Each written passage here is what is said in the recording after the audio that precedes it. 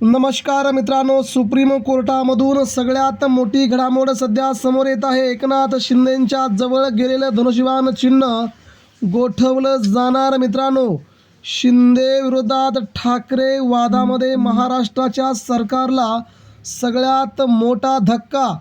शिंदेंकडे शिवसेना राहणार की जाणार यावरती सगळ्यात मोठं मित्रांनो विधान सुप्रीम कोर्टातून सगळ्यात मोठं शिक्कामोर्तब.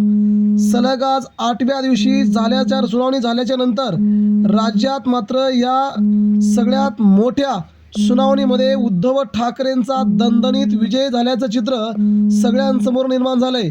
आणि ठाकरेंचा हा विजय खूप मोठ्या प्रमाणात एकतर शिवसेना धनुष्यबाण चिन्ह उद्धव ठाकरेंना आणि दुसरे म्हणजे शिवसेना शिंदेगडला मोठा धक्का. सुप्रीम बंडखोर खासदारांच्या सर्वात मोठ्या अपात्रतेवरती सुप्रीम कोर्टाकडून अपात्रता घोषित. मित्रांनो, ही बातमी तुमच्यासाठी आहे. महाराष्ट्र राज्यातील सर्वसामान्य शिवसैनिकांसाठी आहे.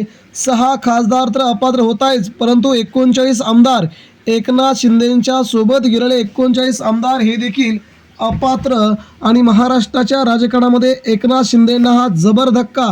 सुप्रीम कोर्टातून कपिल सिब्बल यांनी आज ज्या प्रकारे आपली खिंड लढवली त्या प्रकारे उद्धव ठाकरेंसाठी हा लढा खूप महत्त्वाचा होता. ठाकरेंसाठी शिवसेना खूप महत्त्वाची होती. शिवसेना प्रमुखांची निशाणी असणारी धनुष्यबाण चिन्ह आणि शिवसेना ही पुन्हा एकदा उद्धव ठाकरे आणि ठाकरे परिवाराच्या घरात यायला हवी होती. या दृष्टीनं उद्धव ठाकरेंनी जेमतेम नव्हे तर अतिशय प्रखरतेने पावलं टाकली आणि ती पावलं सुप्रीम कोर्टामध्ये मित्रांनो अखेर सच्ची खरी ठरताना दिसत आहेत. यामुळे एकनाथ शिंदेंना तर धक्का बसतोयच, परंतु राहुल नार्वेकर यांनी ज्या प्रकारचे निकाल दिले आहेत या निकालावरून सध्या सुप्रीम कोर्टाने त्या निकालाचे वाभाडे काढले आहेत. हा निकाल योग्य नाही, हा निकाल द्यायला नको होता, हा निकाल देण्याची कोणत्याही प्रकारची कारणमीमांसा नव्हती, तर राहुल नार्वेकर यांनी असा निकाल दिलाच कसा यावर देखील मित्रांनो चर्चा सुरू होती. तिसरं म्हणजे केंद्रीय निवडणूक आयोग यांना देखील खूप मोठा धक्का बसलेला जाणवतोय. केंद्रीय निवडणूक आयोगाने उद्धव ठाकरेंच्या हातातून शिवसेना आणि धनुष्यबाण चिन्ह घेऊन एकनाथ शिंदेंना देण्याची हिंमत केली आणि ती हिंमत त्यांच्या अंगलट आता आलेली आहे. कारण की सुप्रीम कोर्टाने स्पष्ट म्हटलंय की एकनाथ शिंदेंना अपात्र का करू नये, एकनाथ शिंदेंच्या सोबत गेलेल्या 39 आमदारांना अपात्र का करू नये अशा प्रकारची कोर्टाने टिप्पणी करत निरीक्षण नोंदवलं आहे. आणि हे निरीक्षण निकालाच्या बाबतीमध्ये खूप महत्त्वाचं आहे. या निकालावरूनच सुप्रीम कोर्टातून ही बातमी सगळ्यात मोठी अपडेट तुमच्यासाठी येऊ शकते. आणि ती बातमी म्हणजे उद्धव ठाकरेंच्या हाती शिवसेना धनुष्यबाण चिन्ह आणि एकनाथ शिंदेंचे सगळे आमदार अपात्र. राहुल नार्वेकर यांच्यावर देखील कारवाई करा अशी देवदत्त कामत यांनी मागणी केली. राहुल नार्वेकर यांच्यामुळे सगळी प्रकरणं पुढे होत गेली. जर त्याच वेळी राहुल नार्वेकर यांनी शिंदेंचे आमदार अपात्र केले असते तर हा निकाल पुढे गेलाच नसता. एकनाथ शिंदे 2.5 वर्षे महाराष्ट्राचे बेकायदेशीर मुख्यमंत्री राहिलेच नसते, त्यांनी बेकायदेशीर सरकार चालवत नसतं. तर या सगळ्या घडामोडी सुप्रीम कोर्टाने अखेर समोरासमोर आणत यावरती आपला निर्णय जाहीर करावा असं स्पष्ट मत देवदत्त कामत शिवसेना उद्धव ठाकरेंचे वकील यांनी मांडले. यामुळे या प्रकरणाला आता नवीन वळण आलं असून यामुळे शिंदे सेनेची प्रचंड मोठी गोची झाली आहे.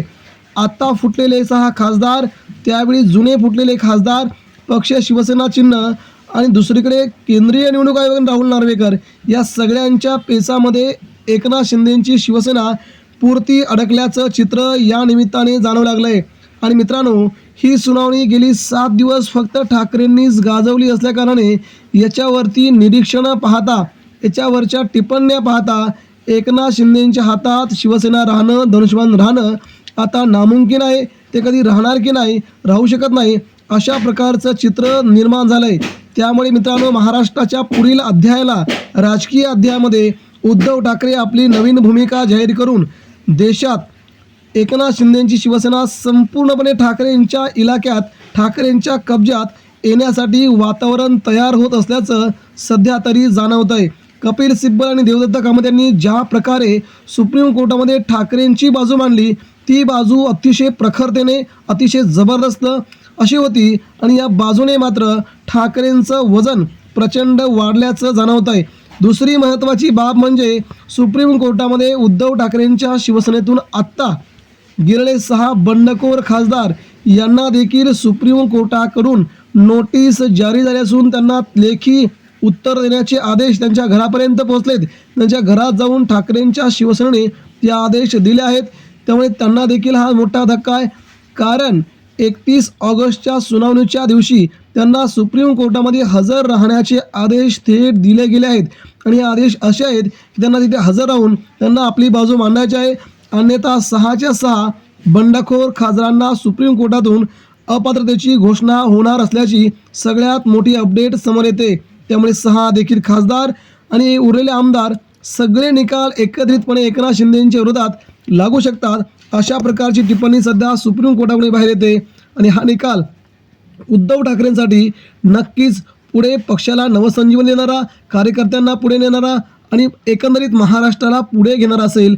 हीच महत्त्वाची अपडेट आजच्या निकालावरून समजते. मित्रांनो, याबद्दल आपणास काय वाटतंय? आपण देखील आपल्या प्रतिक्रिया आमच्यापर्यंत पोहोचवा. शिवसेना कोणाची आणि 6 खासदार अपात्र व्हावे का बद्दल प्रतिक्रिया द्या.